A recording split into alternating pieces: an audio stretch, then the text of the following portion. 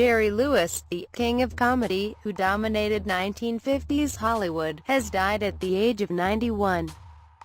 His publicist, Candy Kazau, said the American comic died Sunday morning of natural causes in Las Vegas with his family by his side.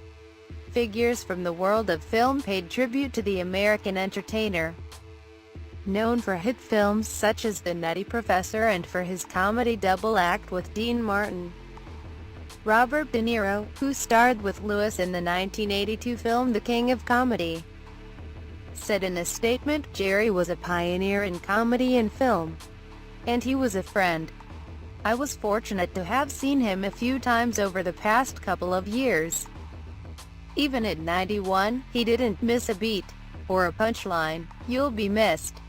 Whoopi Goldberg posted, "Jerry Lewis passed today. Millions around the world loved him. Millions of kids he helped with his telethons. R.I.P. and condolences to his family." Jim Carrey tweeted, "That fool was no dummy. Jerry Lewis was an undeniable genius, an unfathomable blessing, comedy's absolute. I am because he was." Lewis, at his prime, was embraced as the ultimate 20th-century village idiot, a pocket tornado who blended slapstick prowess with squeaky-voiced histrionics. It was a combination that helped make him the industry's top box office draw for several years running. "I was about as discreet as a bull taking a piss in your living room," he once confessed. Yet while beloved by the masses, the comic also found himself lauded by the artistic elite in France, where he was eventually awarded the prestigious Légion d'honneur. The critics at French magazine Cahiers du Cinéma hailed him as an American auteur, a visionary to rank alongside John Ford and Orson Welles. Born in Newark, New Jersey, Lewis honed his act on the Borscht Belt comedy circuit. He found early fame in tandem with the entertainer Dean Martin. The pair collaborated on 17 pictures, including The Stooge, Living It Up and Three Ring Circus, with Martin typically playing the suave straight man to Lewis' unruly clown.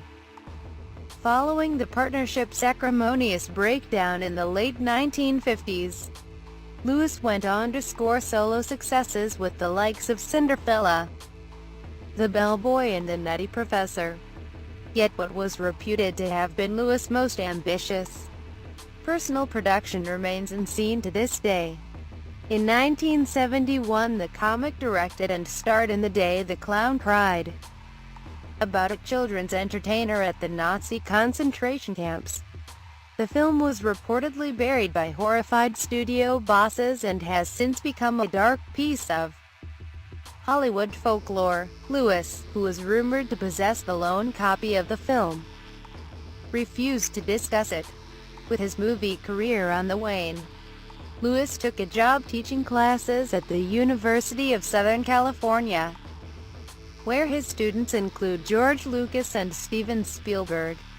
He also kick-started what would become his annual Jerry Lewis MDA Labor Day telethon, which went on to raise $2.45 billion for the Muscular Dystrophy Association. In later years, Lewis appeared on screen in Hardly Working, Arizona Dream and Funny Bones.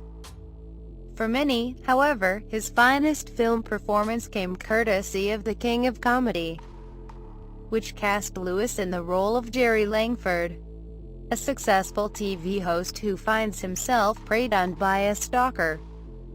A box office flop on its first release, Martin Scorsese's acid black comedy has since been hailed as a classic portrait of modern celebrity. Jerry Lewis, for his part, was bullish about his legacy. "I'm a multifaceted, talented, wealthy, internationally famous genius," he once remarked.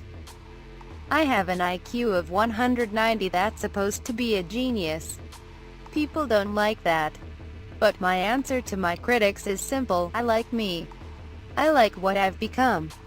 I'm proud of what I achieved."